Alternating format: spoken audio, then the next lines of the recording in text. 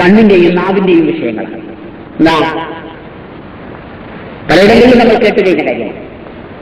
എന്തെങ്കിലും ഒന്ന് പറയാൻ വരുമ്പോഴത്തിന് അത് നാവാറാണ്, കണ്ണാറാണ് എന്നൊക്കെ പറഞ്ഞു. ഇപ്പോ കണ്ണുകൊണ്ട് നോക്കിയാൽ മച്ചിങ്ങ ചാടുക, മാങ്ങ ചാടുക, തേങ്ങ ചാടുക, ചക്ക ചാടുക, ആളുകൾ മരിച്ചു പോവുക, തെങ്ങിന്റെ മണ്ട കാഞ്ഞു പോവുക. ഇത്ര വലിയ കഴിവുള്ള ആളാണെങ്കിൽ നമ്മൾ അതിർത്തി സേനയെ കോടിക്കണക്കിന് ഉറുപ്പിക കൊടുത്ത് പോറ്റേണ്ട വല്ല ആവശ്യമുണ്ടോ?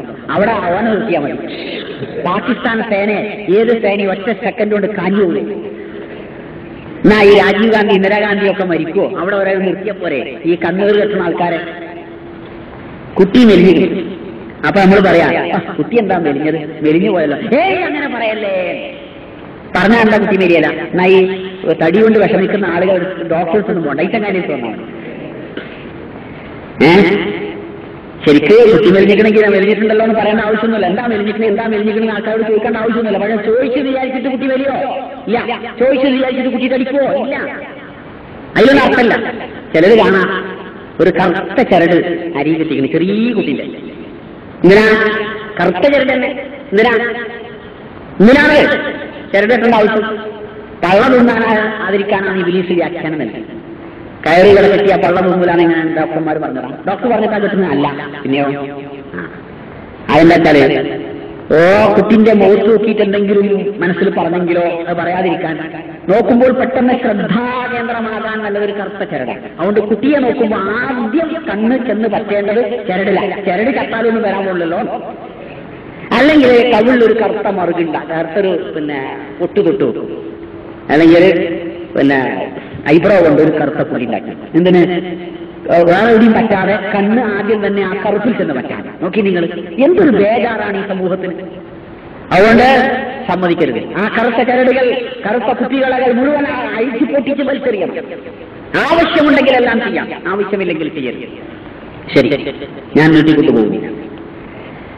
കണ്ണുകൊണ്ടും നാവുകൊണ്ടും ഉപദ്രവമുണ്ടാക്കാൻ, ശല്യമുണ്ടാക്കുവാൻ മനുഷ്യന്മാർക്ക് ആർക്കും സാധ്യമല്ല. ഉള്ളവർക്ക് ഫലക്കൊക്കെ ഓതല്ലേ നമ്മള്. പിന്നെന്താ പ്രശ്നം? കഴിഞ്ഞു, അതേ ഉള്ളൂ. നബി സല്ലല്ലാഹു അലൈഹി വസല്ലം ഇബ്നു അബ്ബാസ് റളിയല്ലാഹു അൻഹുവിനെ വിളിച്ച് എന്റെ പൊന്നുമകനെ എന്ന് വിളിച്ചുകൊണ്ട് പറഞ്ഞ കാര്യം നിങ്ങൾക്കറിയാം. എന്താ? ഇന്ന് വിളിച്ചുന്ന എല്ലാവരും കൂടിയാൽ അവർക്ക് ആർക്കും നിനക്കൊരു ഉപദ്രവം ഉണ്ടാക്കാൻ കഴിയില്ല. അള്ളാഹു നിശ്ചയിച്ചതല്ല.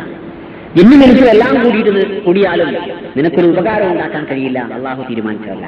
നിസ്കാരം കഴിഞ്ഞിട്ട് പുറത്തിറങ്ങുക. നിസ്കാരം കഴിഞ്ഞിട്ട് നമ്മൾ എന്താ പറയുന്നത്? അല്ലാഹുമ്മ ലാ മാനിഅ ലിമാ അഅ്തൈത വലാ മുഅ്തിയ ലിമാ മനഅത വലാ റാദ്ദ ലിമാ ഖളൈത.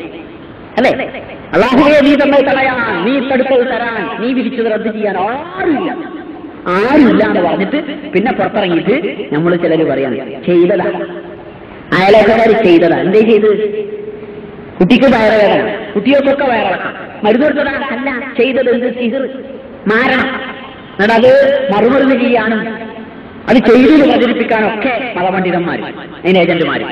അതിനൊക്കെ 10 കോഴിമുട്ട, 10 തേങ്ങ, 3 കിലോ അരി, 3 മീറ്റർ തുണി, 1100 റുപ്യാന്നൊക്കെ പറഞ്ഞത്. മറുമരുന്നിനും അത്ര തന്നെ. ഈ രീതിയിൽ ഇങ്ങനെ അന്ധവിശ്വാസങ്ങളെ, അനാചാരങ്ങളെ ചൂഷണം ചെയ്ത് ജീവിക്കുന്ന മതപണ്ഡിതന്മാരും പുരോഹിതന്മാരും രാജ്യത്ത് നിലവിലുണ്ട്. ശരി, ശ്രദ്ധിക്കുക. ഇതിനെതിരെ നമ്മൾ ഉണ്ടാക്കേണ്ടത് എന്താണ്? വിവരം നയം, ബുദ്ധിയും കോമൺ സെൻസും വിവരവും. നിനക്ക് വിവരമില്ലാത്തതിന്റെ പിന്നാലെ പോകരുത്.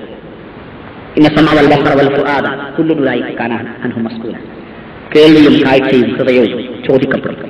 എന്തേ കേട്ടു, എന്തേ കണ്ടു, എന്ത് മനസ്സിലാക്കി എന്ന് പടക്കുതമ്പുരാൻ വിചാരണ ചെയ്യും. അതുകൊണ്ട് സകലമായ അനാചാരങ്ങളിൽ നിന്ന് മുക്തമായി ഒരു ശുദ്ധമായ ജീവിതം നമ്മൾ നിലനിർത്തുക.